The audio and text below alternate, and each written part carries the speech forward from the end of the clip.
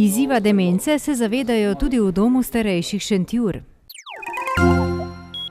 Poteka nacionalna preventivna akcija Alkohol, droge in druge psihoaktivne snovi v prometu. V Rogaški Slatini zasegli konopljo. Celjske cinkarnarke z odličnimi rezultati v Vaba ligi. Dober dan, spoštovane gledalke, cenjeni gledalci televizije Celje v naši informativni oddaji Dogodki dneva. Demenca postaja vse večji izziv sodobne družbe. Število obolelih se staranjem prebivalstva povečuje, zato so v Domu starejših Šentjur skupaj s partnerji, Celjskim zdravstvenim domom, Splošno bolnišnico Celje, Šmarskim in Šentjurskim zdravstvenim domom, Centrom za socialno delo Šentjur, Pegazovim domom Rogaška Slatina, Društvom upokojencev Šentjur in Šentjursko spominčico lani začeli projekt Demenca med nami.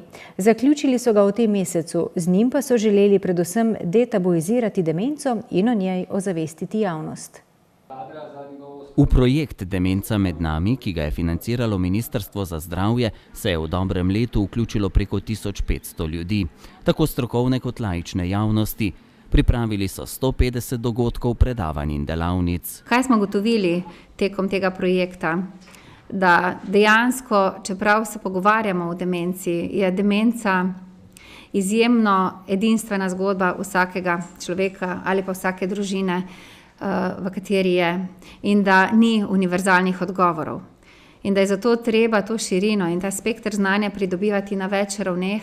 In kot smo danes skupaj ugotavljali, je potrebno to znanje vedno znova krepiti, ga obnavljati, ampak pri tem izjemno pomembno tudi tistega, ki nudi pomoč ali strokovno delo nudi ali pa doma družinsko laično pomoč, nego, je zelo pomembno, kako tudi ta človek poskrbi za sebe.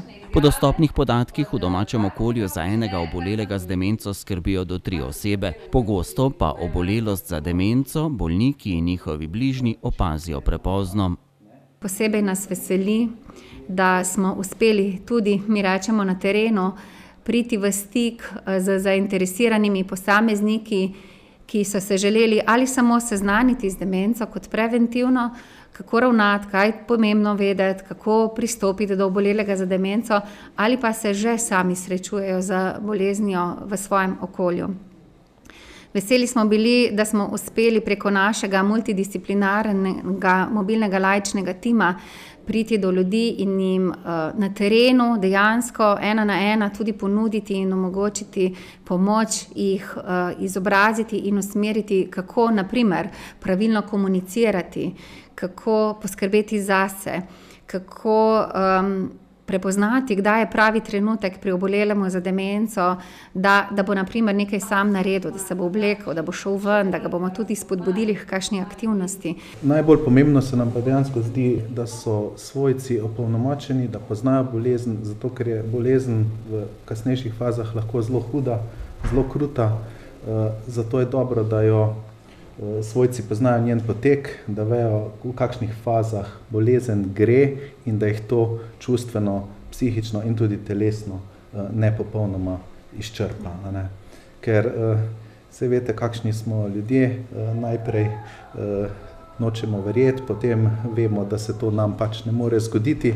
Ko se nam pa na koncu zgodi, je pa ponavadi že prepozno, hočemo rešitev takoj tukaj in zdaj, kar pa vedno tudi žal ne gre. In prav zdravstvene ustanove so tiste, v katerih pogosto, tudi ob čisto drugem zdravstvenem dogodku, na primer zlomu kolka, zaznajo znake demence. To je epidemija, ne? Staranje ima svoje posledice, odgovor na demografijo bo treba najti in takšni projekti so sigurno pravi odgovor. Se pravi, širjenje znanja, kdaj se kaj dogaja, da se človek lahko pravi čas pripravlja, ne? Eni pravijo, da itak demenco bomo doživeli vsi, samo če bomo dovolj let doživela, ne? Tako da to je neko resna grožnja celotnemu sistemu in tole bo treba vključiti tudi v sistem dolgotrajne oskrbe. Čim več ljudi pravzaprav zadržati doma, seveda ob ustrezni diagnostiki, potem tudi ustrezni terapiji. Zbrana strokovna dela, ki so nastala v sklopu projekta, so zdaj objavili tudi v zborniku. Rezultat projekta pa je še infotočka, ki deluje v okviru Šentjurskega doma starejših in ponuja informacije o demenci tudi po telefonu.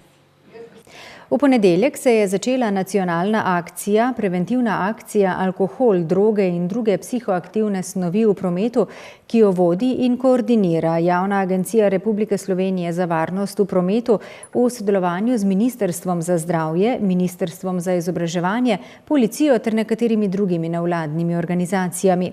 Akcija poteka tudi na celjskem območju, njen namen pa je opozoriti, da alkohol, droge in druge psihoaktivne snovi poslabšajo naše psihofizične sposobnosti varnega sodelovanja v prometu ter spodbuditi ljudi k ničelni toleranci do teh snovi v prometu.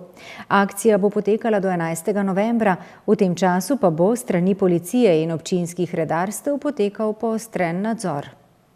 Policija seveda tako kot vsako leto v začetku novembra sodeluje v teh poostrenih aktivnostih, pri katerih se ugotavlja psihofizično stanje voznikov. Seveda datum je nekako primeren. Martinovanja so se pričela, nenazadnje konec tega tedna so tudi uradno ta martinovanja, ko se bodo zaključilo vse skupaj. In v tem obdobju ljudje pogosteje kot običajno uživajo tudi alkoholne pijače. Seveda zato smo se odločili, da izvajamo te poostrene aktivnosti. S tem, da te poostrene aktivnosti niso usmerjene zgolj le v uživanje alkohola, ampak tudi vseh ostalih opojnih substanc, se pravi prepovedanih drog in pa seveda tudi zdravil. Potrebno je poudariti, da alkohol še vedno ostaja eden izmed pogostejših vzrokov oziroma sovzrokov za nastanek prometnih nesreč. Zgolj informativno, v letošnjem letu je med smrtnimi žrtvami četrtina tistih povzročiteljev, ki so bili pod vplivom alkohola. Vseh podatkov pa še seveda nimamo v tem trenutku, ker so se nesreče zgodile pred kratkim smrtnim izidom in tu še čakamo na rezultate. Tudi pri hujših prometnih nesrečah je kar 20% vseh tistih, ki so jih povzročili pod vplivom alkohola. Nekaj najnižji odstotek je pa pri povzročiteljih prometnih nesreč z lažjimi telesnimi poškodbami, teh je pa nekaj čez okoli 9%. Se pravi, da to vendarle kaže na to, da ljudje še vedno uživajo alkohol in vozijo, kar pa je nesprejemljivo. In naša temeljna naloga pri kontroli in nadzoru cestnega prometa je, da takšne voznike čim prej sledimo in jih tudi izločimo z cestnega prometa. Policisti Policijske postaje Rogaška Slatina so minuli petek opravili hišno preiskavo pri 46-letnem občanu z območja Rogaške Slatine. Našli in zasegli so okoli 10 kilogramov posušene konoplje, manjšo količino konopljinega olja ter 25 sadik konoplje, visokih do 2,5 metra. Nekaj sadik je 46-letnik gojil na prostem, večino pa v prostoru prirejenim za gojenje konoplje. Poleg prepovedane droge so mu policisti zasegli še pripomočke za gojenje le-te, njega pa ovadili zaradi suma storitve kaznivega dejanja neupravičena proizvodnja in promet s prepovedanimi drogami, nedovoljenimi snovmi v športu in predhodnimi sestavinami za izdelavo prepovedanih drog po 186. členu Kazenskega zakonika. 46-letniku je preiskovalni sodnik odredil pripor.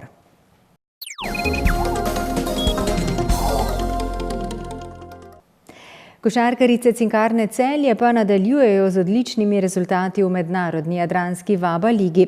V četrtem krogu omenjenega tekmovanja so varovanke trenerja Damirja Grgiča zabeležile še 4. zmago.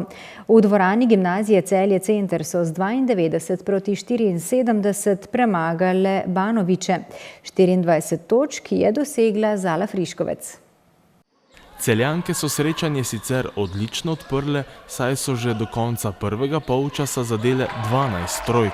Povedle so z visokih 63-35. V nadaljevanju so igrale tudi igralke, ki sicer igrajo nekoliko manj. Prednost gostiteljic je sicer nekoliko skopnela, pa vendarle je bila na koncu še vseeno zelo visoka. Čestitam moji ekipi na zasluženi zmagi. Mislim, da smo bili dovolj skoncentrirani v prvem polčasu, da smo naredili visoko razliko in potem do konca tudi sami kontrolirali potek srečanja. Celjanke zdaj vse misli znova osredotočajo v evropski pokal. Namreč jutri bodo košarkarice Cinkarne Celje gostovale na Slovaškem, kjer bo nasprotnik Ružomberok. Trenutno imamo manjše probleme z poškodbo Američanke.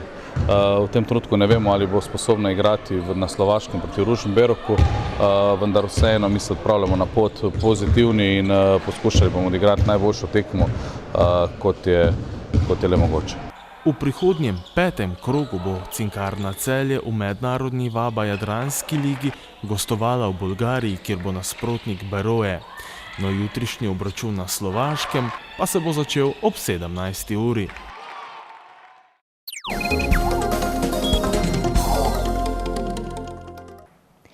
Jutri zjutraj se bodo padavine na zahodu okrepile in širile proti osrednji Sloveniji. Na vzhodu bo po jutranji megli ostalo zmerno oblačno in v glavnem suho. Najnižje jutranje temperature bodo od 8 do 14, najvišje dnevne od 12 do 18, ob morju okoli 20 stopinj. V četrtek bo večinoma suho, čez dan se bo deloma zjasnilo. V petek bo delno jasno, zjutraj in dopoldne bo po nižinah megla. Toliko v naši današnji informativni oddaji. Hvala lepa za vašo pozornost. Bodite z nami tudi jutri. Nasvidenje.